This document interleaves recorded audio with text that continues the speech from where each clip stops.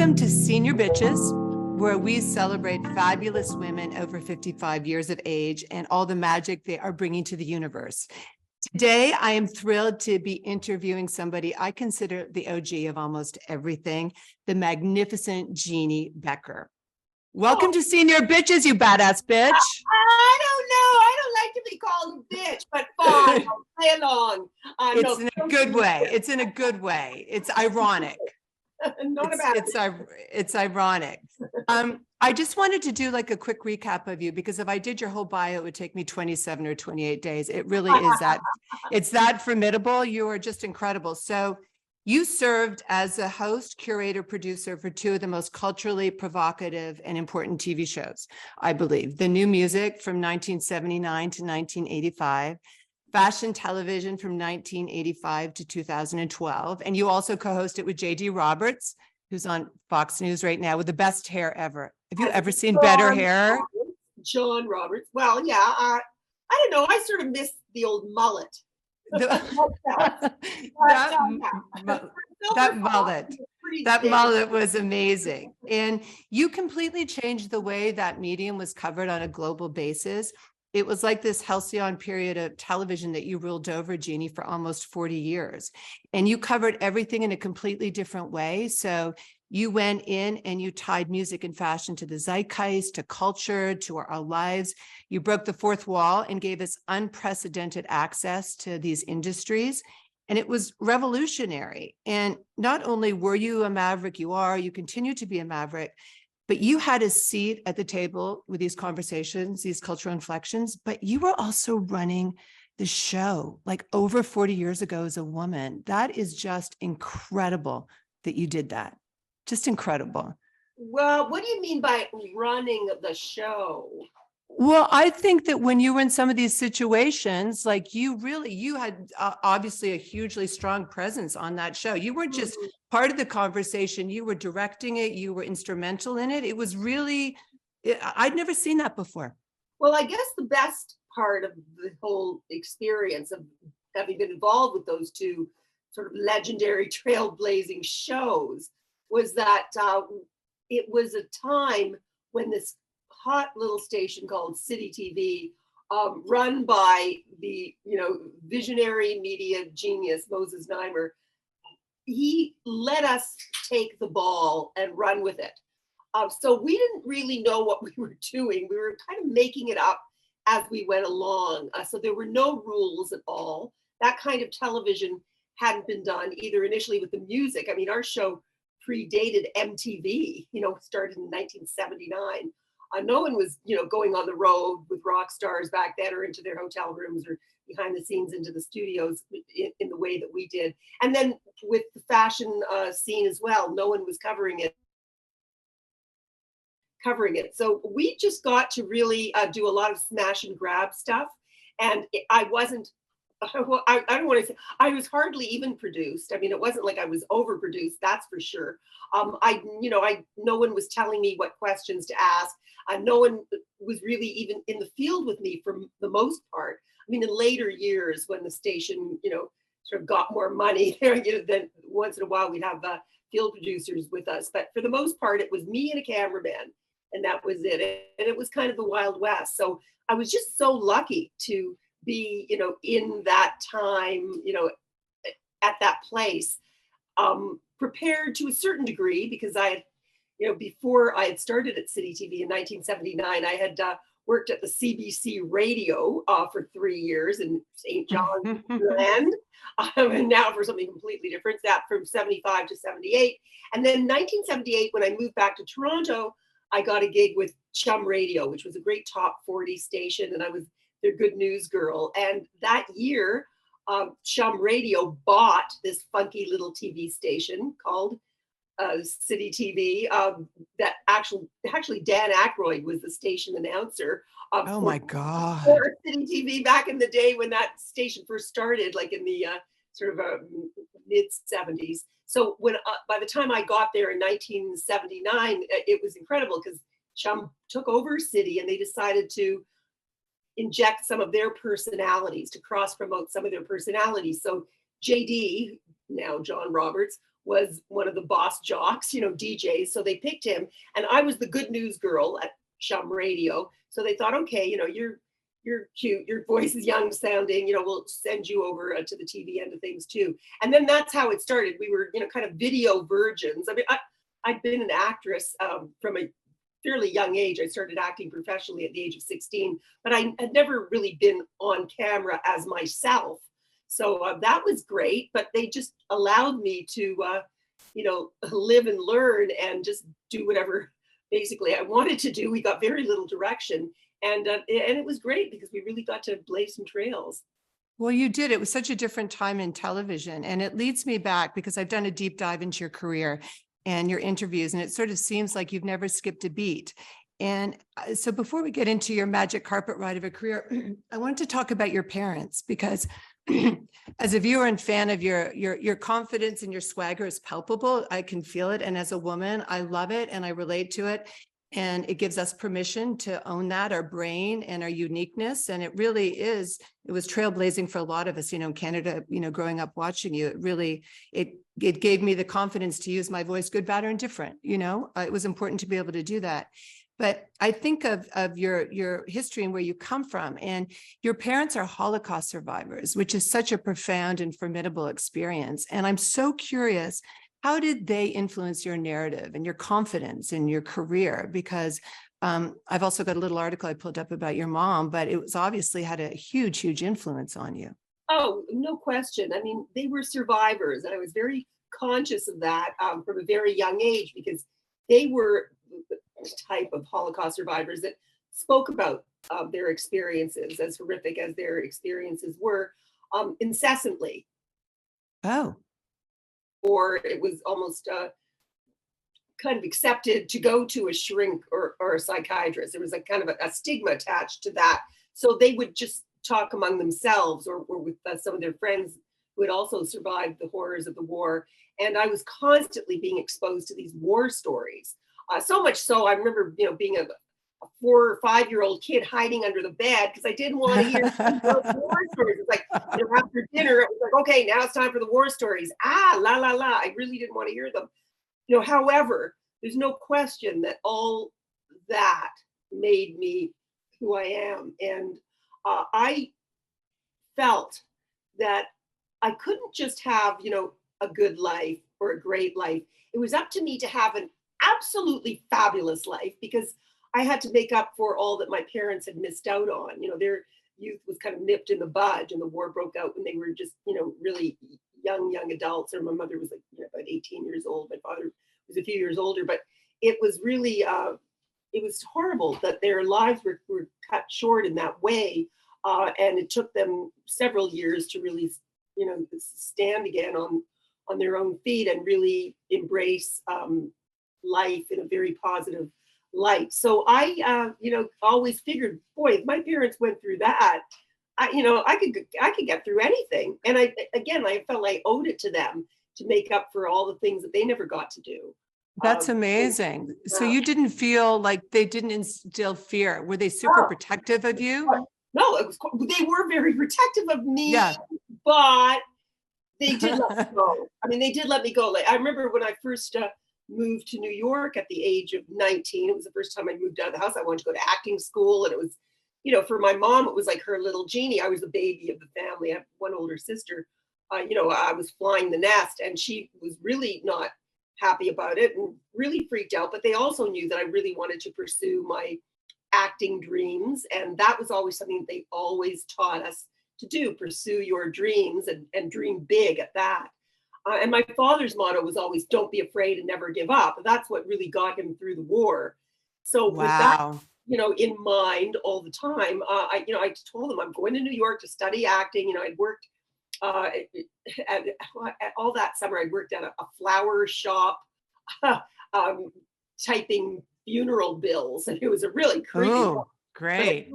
And with that money, and then some other money that I made being a counselor at a summer camp, I took off for New York City. My mom sewed $500 into my panties because your panties. when she was a young girl and she took Oh, off to the big city in Poland, that's where my parents were from, a small little shtetl, like a little village in Poland. So when she went, those days for her would have been Tarnopol, which is actually now kind of Ukraine. But yeah, her mother, she told me, sewed the money into her panties because that's where it would be safe, right? Like no that's one smart. in your panties. And I'm thinking to myself, well, no, that's probably the first place they're going to look. I was just going to say that might kind of be the first place. If you're young and hot in New York, kind of might be the first place, right? So I sat on the $500, in my panties on the way to New York City in a Greyhound bus, and I got there and I didn't know anybody, and I didn't, I went to the Actors Union, and there was someone told me they suggested go there, you might be able to find a roommate there, and I looked on a big bulletin board, and one of the notices was, young actress looking for another young actress to share her apartment with on Riverside Drive, phone Jeannie. I went, Jeannie? So I thought, you mean there's a girl named Jeannie who's a young actress who's looking for another actress? Well, here I am, the other Jeannie, and called this wonderful person, and we, ended up sharing an apartment together, and it just so happened she was going to the same acting school as well, the Herbert Berghoff Studio.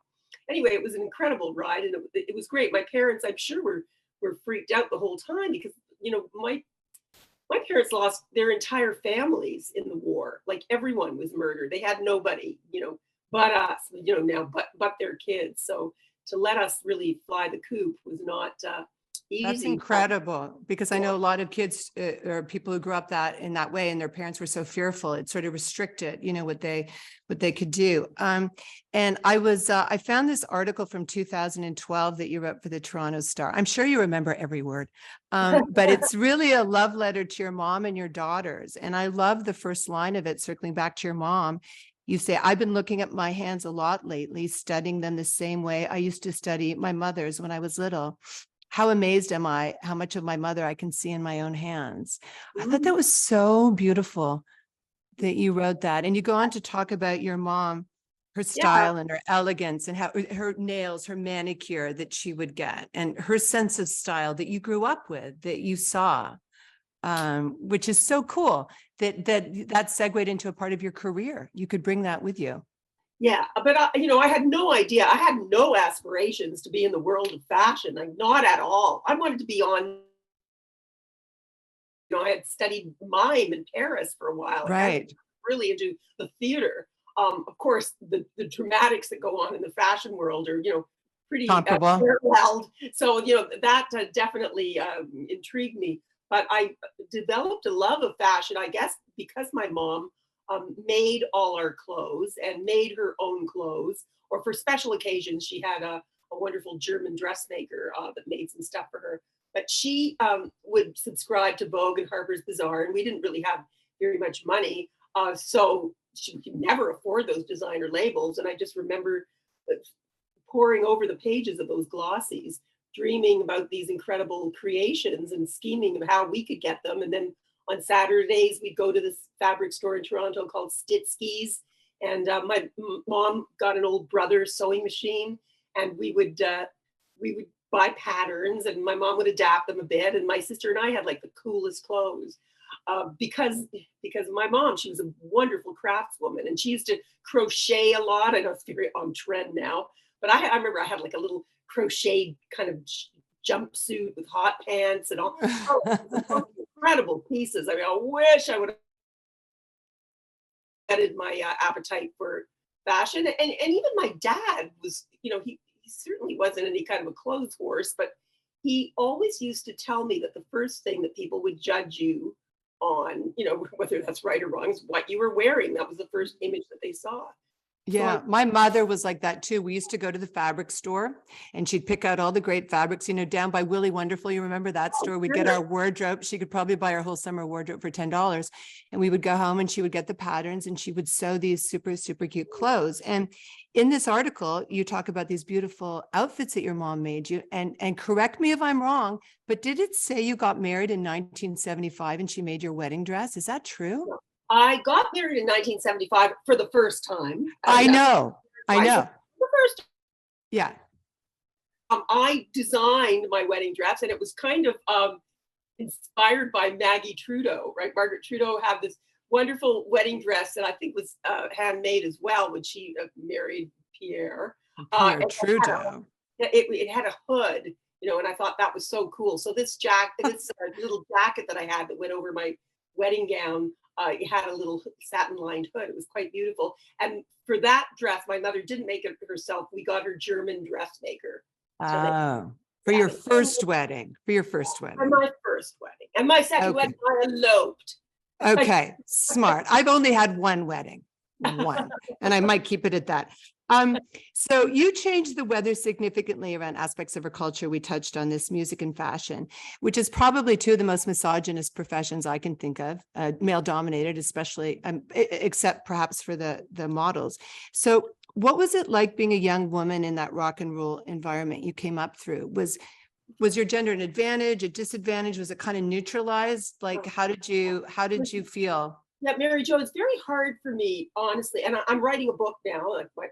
Of course you are. I'm writing a book deal with Simon and Schuster. It's very exciting. So I'm writing another memoir, and it's funny because I have these talks with my editor, who's, she's about 20 years younger than me, and she's very sensitive to the fact that what do you mean this guy treated you this way, and he's going to come off sounding really sleazy. I don't know if you can really say that, and it's like I'm saying, yeah, but that's just the way it was, and we kind of accepted it. And didn't really feel that sleazy at the time. I mean, of course, in retrospect, it's awful, and no young woman today would or should tolerate the kind of behavior that we gals who grew up in that era, in the 60s and the 70s, and even in the early 80s, it was really pretty horrible. Like #MeToo, 500 times. That's just the way it was, and you didn't really complain about it to anybody. You just sucked it up because you thought, okay. And in that way,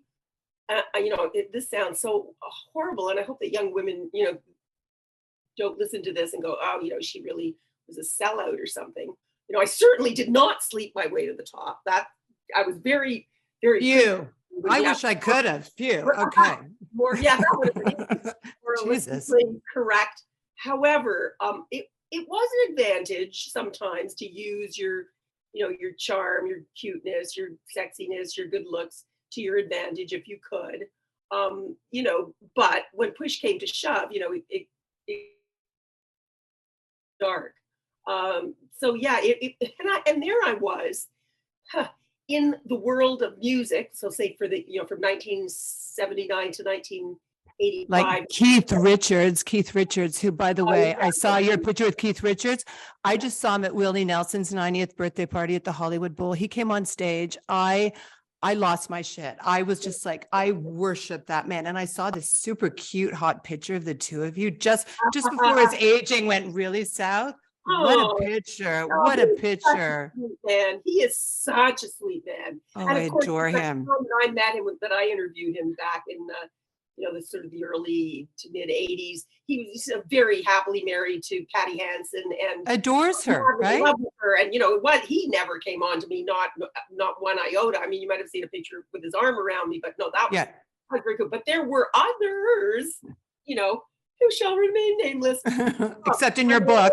I mean, there were some funny stories about the kinds of guys that came on to me because I was kind of, mapping out this uncharted territory. There hadn't been, this was before a female VJ ever existed that I was doing this job. You were Maverick, harbinger, like first of the kind doing it. So here I was, a chick in tight vinyl black pants and a microphone who kind of had this power of the TV camera behind me. And these guys were like, really trying to figure out what their image should even be on camera because they weren't even used to that. Image was like a huge thing. I mean, it still is, but they were making it up, as they went along, as was I in the way that I was kind of behaving on camera. But it was just, it was a blast. I mean, it was really the best ride imaginable. It was really crazy times. And I got to get up close and personal with some amazing people, and some of them who I really learned a lot from. I think, Frank Zappa. I don't know if you saw the documentary that's on, I think it's on Netflix, called Eat That Question. It's a wonderful documentary on Frank Zappa. The one solid long interview that I did with Frank, and I had done several, is used heavily in that documentary. And it's just incredible the kind of relationship that I had with him, because to me he was this avuncular character, which is strange. Mhm. You think, oh, Frank Zappa, he was a kind of a dark, mean, bad boy kind of, but he was the sweetest to me. I mean, to some journalists, he just treated them like crap. But for some reason, we had this great relationship. And every time I got to interview him, he gave me career advice. He was the one that told me never go to LA. Wow. At one point, I was like, oh, I think I should maybe go to LA. It's kind of maybe time in my career that I should make that move if I really want to make it. And he said to me, if you go to LA, make sure you take a pair of knee pads and a jar of Vaseline. Yes. That is great advice. That is great advice. It's like, and then when he said that, oh, I'm not going to LA. That really sounds like a dark place. Well, it's interesting too that, you've got this book coming out, and you should write a million memoirs about this conversation, the Me Too conversation, about in that time, in that zeitgeist, how, we all use our femininity, our sexuality, like, we're so, I'm not going to say the woke culture, but it's just, you can't even talk about this stuff anymore. It's so important that you're, I think that you're so honest about your journey and what that was like and what it felt like at the time and how you look back at it. I mean, I see actors who have Academy Award winning movies and performances and go, oh, I never would have done that movie. It's just, I wouldn't have, it's a politically incorrect character. And I'm like, I'm not for it. I think we need these conversations to have them, because I think that, especially in the music industry and fashion, it's a sexy industry. I mean, hormones must be flying everywhere, so it's human nature. I think that's the interesting conversation, as opposed to shutting it down. Like, can I say this? It's your story. I think it's fascinating. Well, truly and important to be told without question. But I do believe that a lot of young women probably would look at the journeys that so many of us took back in the day and really question them, because they just seemed so inappropriate to them, and they would never stand for that, and rightly so, and good for them. And I'm thrilled that the consciousness has risen to that degree, and that the times have changed to that degree. But you know as well as I do, it just wasn't always like that, and we were often victimized, and often so many, people acting, just inappropriately with us. Like, it's shocking. I mean, shocking. Yeah. I mean, I can even, for example, this is not like a sexual thing, but this is something that really sort of shook me back in the day. But, I soldiered on. When I was about 8.5 months pregnant with my first child, just ready to pop, it was about 2 years into the run of fashion television. So this was like 1987. And the show was going great guns. I mean, it was a huge success. And in those days, they didn't give you a year off of mat leave the way they do now. You got a year, you got a year off, and they have to keep your job for you. They have to give you the exact job when you go back to work. In those days, they didn't. I think you could take like 3 months off, maybe with some kind of pay. And then if you came back to work, they would have to give you a job, but it didn't have to be the same job. So I had worked so hard after all those years in the rock and roll arena to have a successful show in the fashion arena. It was just, I loved what I was doing, but I also knew the clock was ticking and I had to have a baby. I was like 35 years old. So Moses, who I told you about, that, the media visionary that ran the Moses. Yeah, that's a whole other book. I'm kidding. Yeah, I'm sure. I love him. Drove me crazy. But he came up to me in the makeup room one day, and I was feeling very fat. I gained like about 40 pounds during that pregnancy, and it wasn't the time when well, I'm going to show off my baby bump. Doesn't it look fabulous? We were wearing muumuus, trying to hide pregnancies. And he said, "Okay, so you're having this baby." I went, "Yeah." He goes, "Well, when do you plan on coming back to work after you have it?"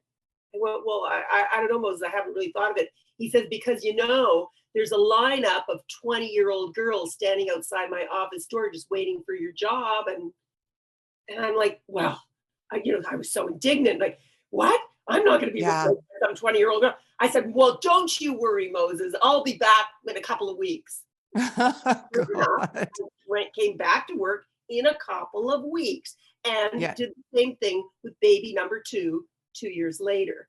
And that's just, and now I'm sure a lot of young mothers would hear this and go, well, that's preposterous. And how could you do this? And how heartless and how, but I realized that I love my work so much. It was part of who I was. And I don't think I would have been a great mother if I would have abandoned that part of myself.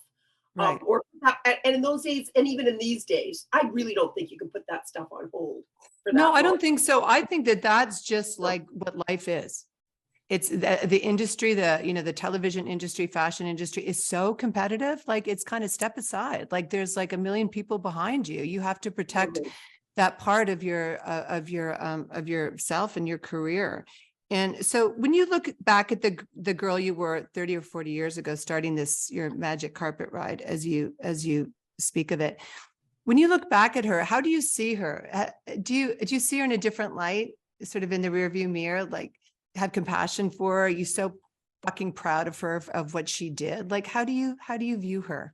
Yeah, I'm pretty fucking proud of her. You should fucking be pretty proud of her. I don't think she always, stood up for herself, maybe as much as she should have. But again, as I say, it was a time. I don't think maybe in some ways she was as bold as she even could have been, although I think I still was pretty bold for the times and, for myself. Listen, I come off sounding like I was, Miss Confidence in some ways, but there was always a part of me, as there is a part in every person, I think, no matter how confident they may appear. Yeah. Once I was really questioning themselves and really insecure. And, I never thought I was, good looking enough or maybe even talented enough or smart enough. All those things would wear me down sometimes. But for the most part, I just had a zest for life. I loved it. I loved boys. I loved music. I loved fashion. I loved getting high. I loved this. Running around. I don't think I was a really bad girl. But, were you a wild girl? So you were married in 1975. Were you married through the new music, or were you single? No, Question. The year the new music started, 1979, I fell in love with the all-night DJ at the Chum radio station. As you would. And ended up marrying him. So I always, I had a boyfriend in those early years. So a lot of the rock stars would, be asking me out on dates or wanting to get cozy. And, maybe if I wasn't attached, I would have, explored that a little bit more. But no, I was pretty madly in love in those years in the early 80s. Then actually got married in 1986 and then had the babies in 1987. And yeah. And then I got into the fashion world where all the guys were gay, so none of that mattered. So that was kind of safe. I got to go back to this thing. Okay, so let's say you hadn't have been with the all-night music video guy and you're hanging out with all these delicious rock stars. Just hypothetically, of those who asked you out, who might you have gone out with if you had have been a woman who was free? Is there anybody that... I had a mad crush on Sting. I mean, the Police, when they came to Toronto the first time, I think they played at the Horseshoe Tavern for like 6 people were in the audience. Like nobody knew the Police were just this band that came, and all these bands, they called it the second British invasion, around about 1979. It was this whole new wave punk thing that was happening and all these great acts were coming over from the UK. And there were a lot of really, cute musicians and, great guys with English accents. That was always sexy to me because I grew up, totally lusting after the Beatles. And there was, Sting. I had a mad crush on. But again, Sting was an absolute gentleman. We got along like a house on fire. I went on the road with the Police. We went to Regina, Saskatchewan together. Regina. It was Regina. That's what I with. But it was. Did they ever mispronounce it when they were on stage? I always wonder if artists there say like, good evening. But hi, get a little confused with the word. I sat beside him once at a bar, a local, just down the street from where I live, and I walked in, and he was sitting there, and his energy, I just stopped in my tracks. And of course, Jeannie, he was reading a book, having a glass of red wine, and I didn't say anything, but his energy was so beautiful. Yeah, no, he's a wonderful person. I love him to pieces. He was just great. And I remember before I went on that trip, even though, like I say, I was madly in love with my guy, he said to me, I know how much you love Sting. And I'm just saying, if something Hall pass. happens, I'll accept it. Like, that's okay. Go for it. So, and I thought, really? But Sting never came on to me. I think he had like a cold or something and went to bed early. But, I hung out with Miles Copeland, and I totally adored Andy Summers too, the guitarist. So, I mean, we had such a blast back in those days, boy. Who else? Like, listen, I grew up with a poster of Paul McCartney over my bed. Right. I went to see the Yeah. Beatles when I was 12 years old. In 1964, they came to Toronto. It was like, I thought I died and gone to heaven. And then being able to meet these people later in life, it was just a total fantasy. But by then, I was, I mean, I was just too conscious of, being a professional to go too gaga over these people. And and anyway, when I first met Paul, he was very happily married to Linda too. And I was again, with my man. So it wasn't like Paul would even give me two looks anyway. But you're asking what guys I lusted after. Is this what you want? This is what it's come to. Hey, Well, we're senior bitches. We can talk like this. There are a lot of cute guys back in those days, and yeah, I was just in love with kind of all of them, but It would be like, never had to act on it. but that's even the energy of being attractive to somebody. So it just leads to my question. Are you a reflective person? Because I'm thinking about that interview you did with Karl Lagerfeld, where you commented on him being so wonderfully in the moment. He seemed to have no interest in the past or the future. And you've done so much. Your life is so big. And I'll talk a little bit in a few moments about the new iteration of what you're involved in.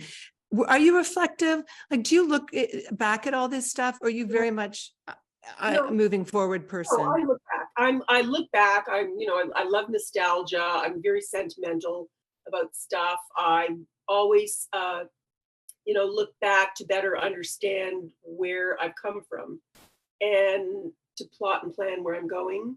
I think there's great value in looking back. That is not to say that there's great value in living in the past or being stuck in the past or constantly bemoaning the fact that you can't still, be back in the past. I love the present. I look forward to the future with great enthusiasm. But I do have a penchant for the past, no question. Yeah, for sure. And your past is so huge. And this leads me into, you're so, to me, like hardwired for success, like just even your parents and the bravery and the courage that you had to go to New York and all the things that you've done in your career, in your life, and you're so motivated. How does failure play into that lexicon? I was talking to Jan Arden about this, and she's like, bring it on, because I find so much beauty in my failure and it pushes me forward.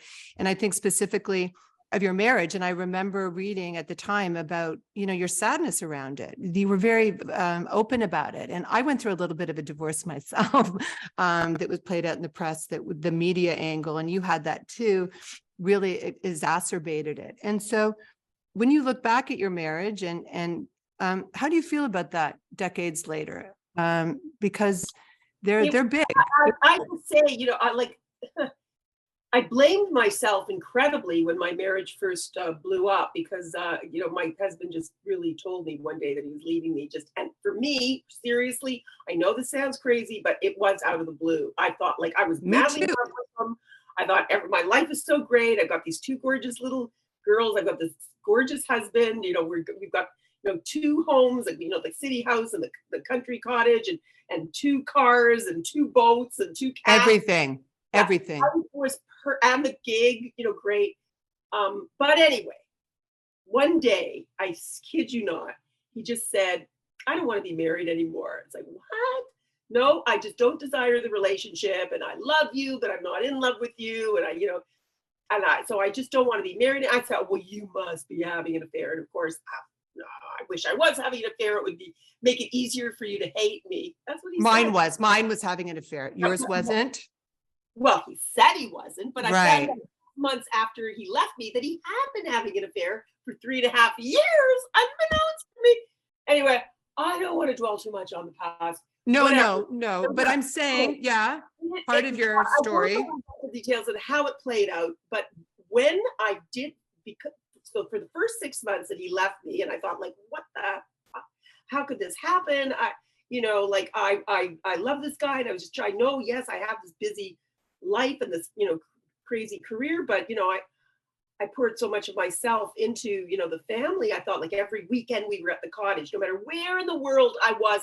I insisted I would not work weekends. And we always spent the time, just the family. And so I thought we were spending quality time together. But at any rate, when I found out, after, like 6 months of living in, the black hole of Calcutta, I was just really in bad shape, that he had been having an affair, and the affair had sort of imploded just around the time that he broke up with me, because that he couldn't stand the guilt, and he started feeling so bad about himself. And how, so I just felt like the weight of the world had lifted off my shoulders. I thought, okay, so this was a classic textbook thing of a guy going through a midlife crisis, and he was having an affair with a much Younger. with an embryo. Really? Shocker. Fetus. Nice. Okay, go on. Ew. So anyway, when I realized that, I felt better. I said, okay, you know what? Maybe it wasn't me. It was his. He went off the rails. It was his problem, and I felt bad for him. And I still love him. My ex-husband. He's a great guy. As a friend. I mean, not together in any way, shape, or form. And but I really had almost compassion for him and felt sorry for him and whatever. I then could, carry on, pick up the broken pieces and forge ahead.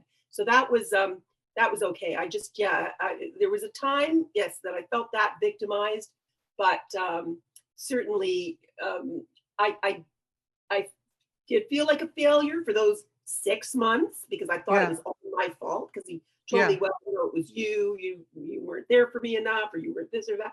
I thought, oh, and then when I realized it wasn't me, I thought, no, okay. I have to say, a lot of things I've tried in my life, have not worked out. But I never thought of any of them as a failure. And I've never thought of myself as a failure. I mean, failure is just such a negative word. Why would you even think of yourself in those terms? I mean, a situation, I always think, okay, the timing wasn't right, or, the stars weren't aligned, or it wasn't in the cards, or in Yiddish, they say beshert, meaning like meant to be. Okay, it wasn't meant to be. So no, I don't beat myself up over that.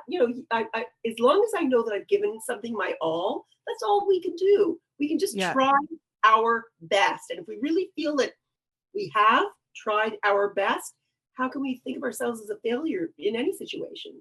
They're all experiences, probably semantics a little bit, but these things that don't work out for us and what we learn from them and the gift that we get from these situations.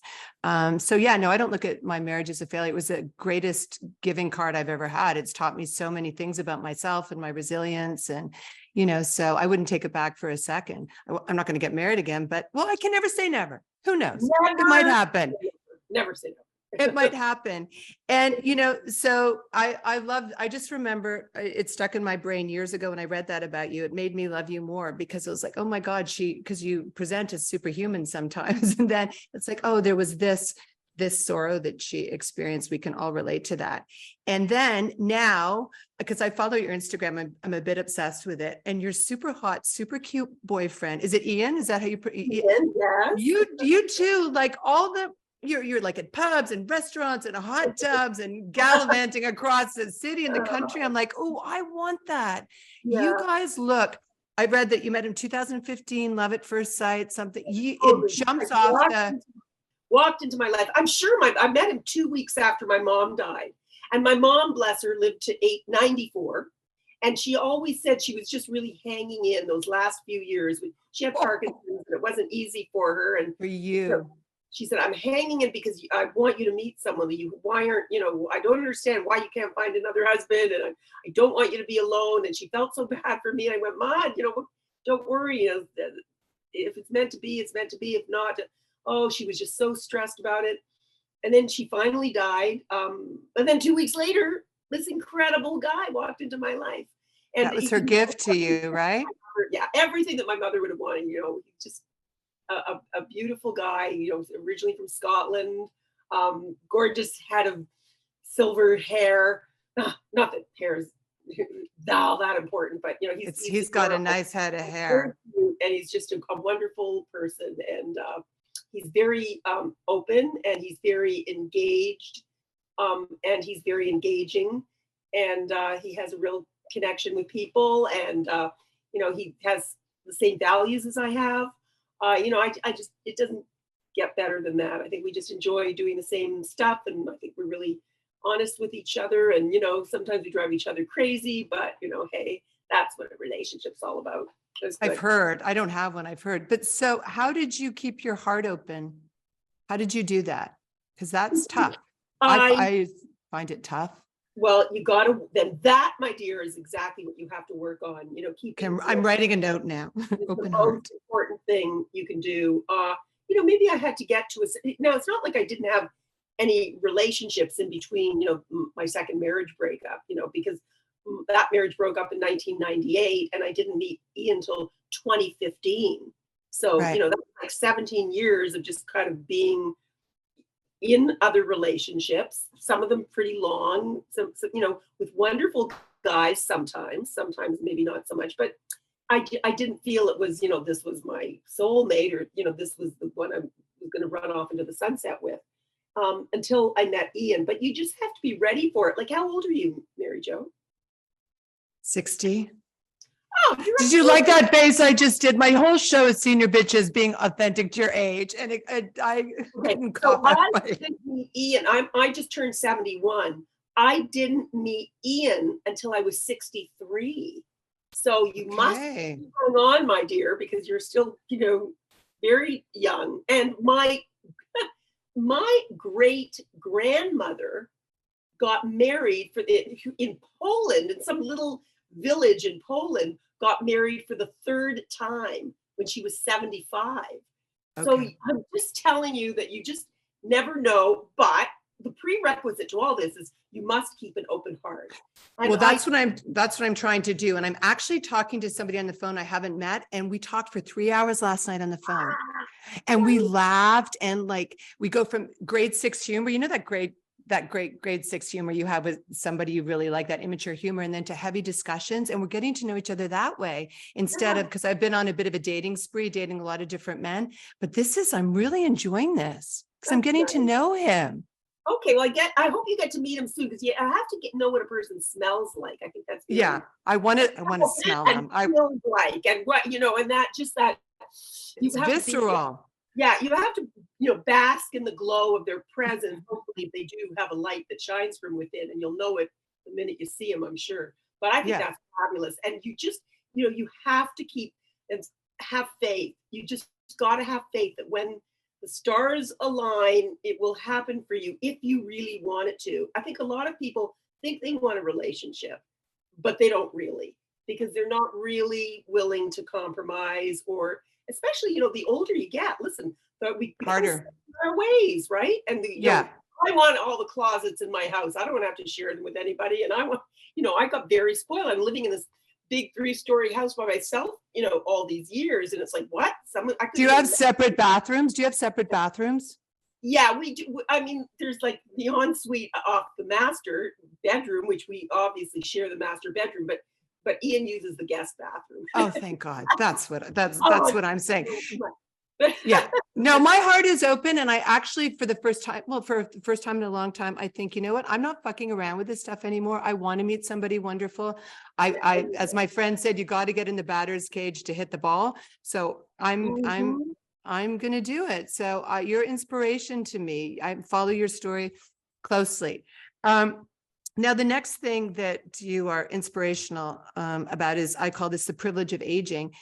You're always in the conversation in the zeitgeist ever since I've been around for 40 or 50 years.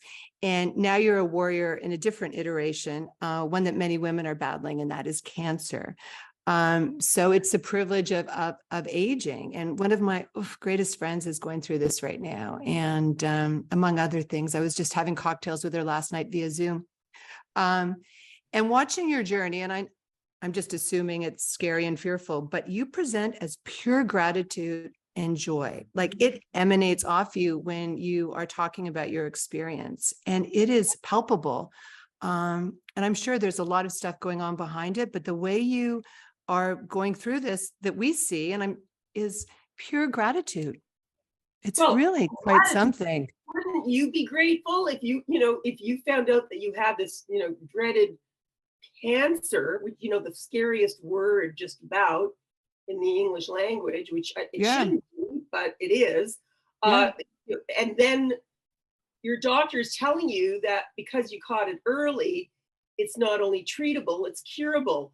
Wow, wow, how happy can I be? How grateful am I that we're living in these times? I mean, I'm on a drug called Herceptin because I have triple positive breast cancer. It's called HR2 triple positive. That's not like one of the, sort of garden variety breast cancers you can have. I mean, no breast cancer is fun, but a few years ago, like, well, say 20 years ago, it was really not a good breast cancer to have because it could be very aggressive and it feeds off estrogen. But because of this brilliant drug that was invented about 22 years ago called Herceptin, thanks to the amazing Lily Tartikoff, who right. approached Ron Perlman and got the $2 million funding from Revlon to help develop this drug. Uh, that's the drug I'm on, and that is really a miracle drug. And so, how could I not be grateful that such a thing is available to me, or that I'm living in a city like Toronto and being treated at the Princess Margaret Cancer Center, which is one of the top 5 cancer research centers in the world. I've got like rock star doctors taking care of me. How can I not be grateful for that? To think, yeah, when you get the phone call, like, oh, not only, the first call when we found a mass, you better come back for a biopsy and an ultrasound and an MRI. I mean, that's scary enough. But then when your doctor calls and says, okay, I got some bad news, you've got, aggressive carcinoma, breast cancer, all the lights in your world just sort of go off. And until you find your doctors and then until they can tell you, yes, this is what we're going to do. And, you're going to be okay. And you'll just have to go the journey step by step. It's just it's such a mind fuck getting this because all of a sudden, see, I had just turned 70 when I got my diagnosis last year, last May, almost exactly a year ago, and I was thinking I was invincible. I had just read. That's what I was going to ask you. That's what I was going to ask you because that's your DNA.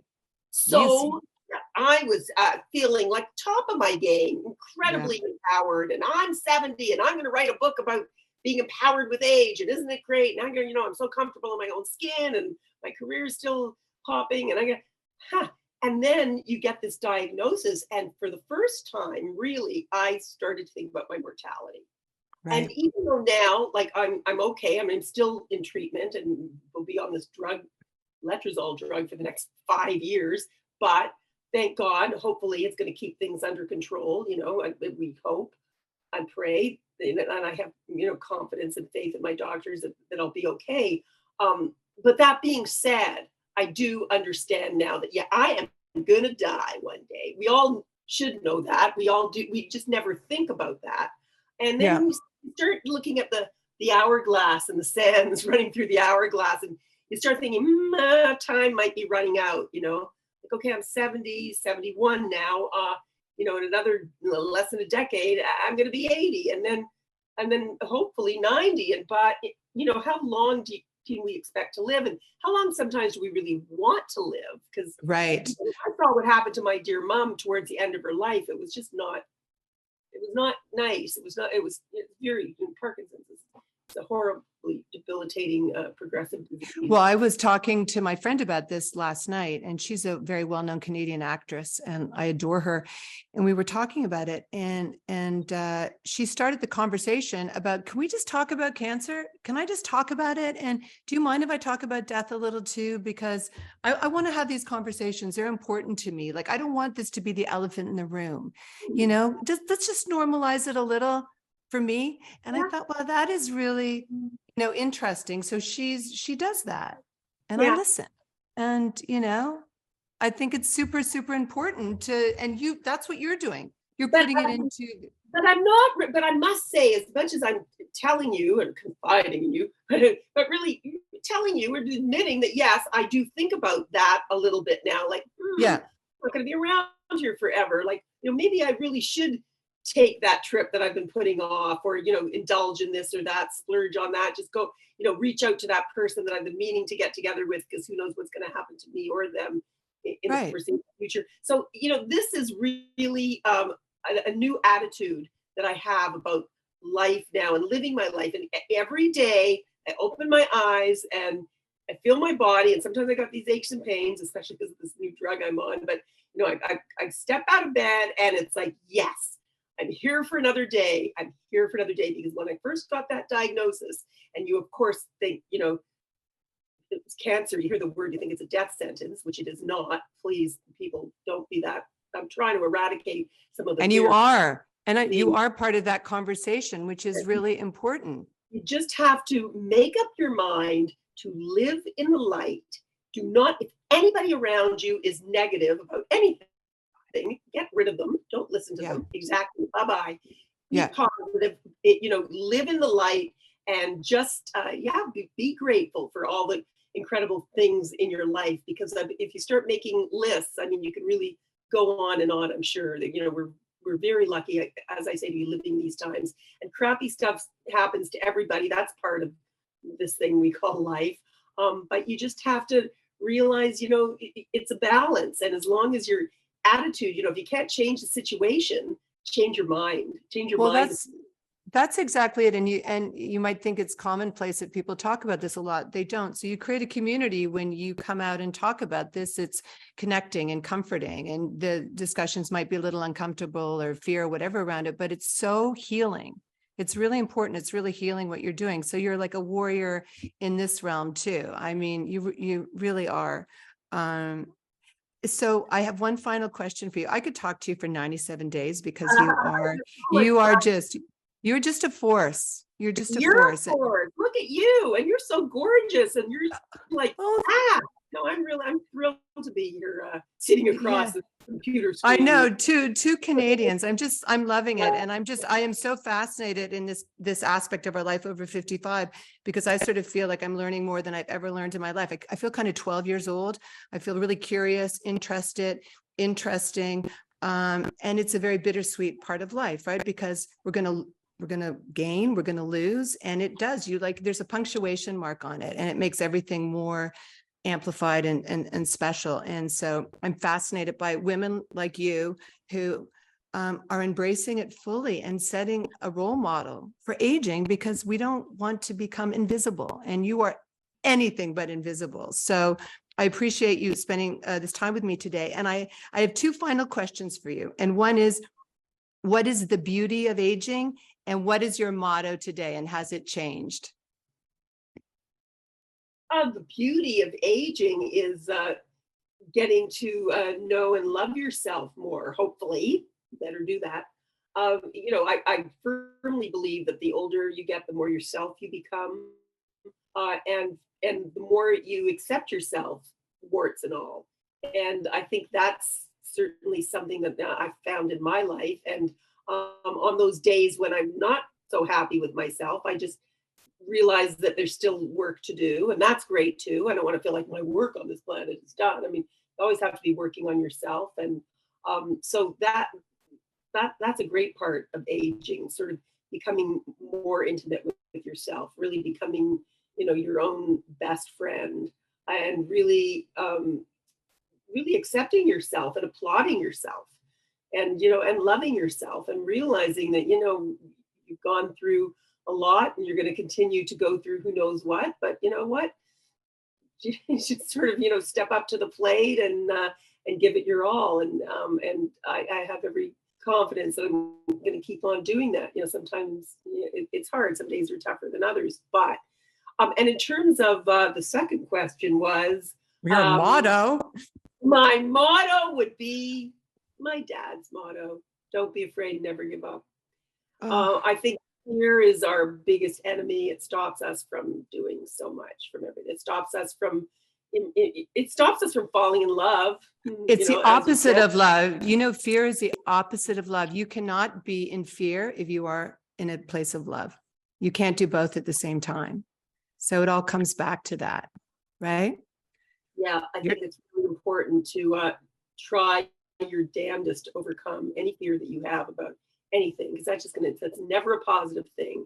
It's just gonna do you in. Every time, that fear, sneaks in, I refuse to embrace it. I refuse to give into it.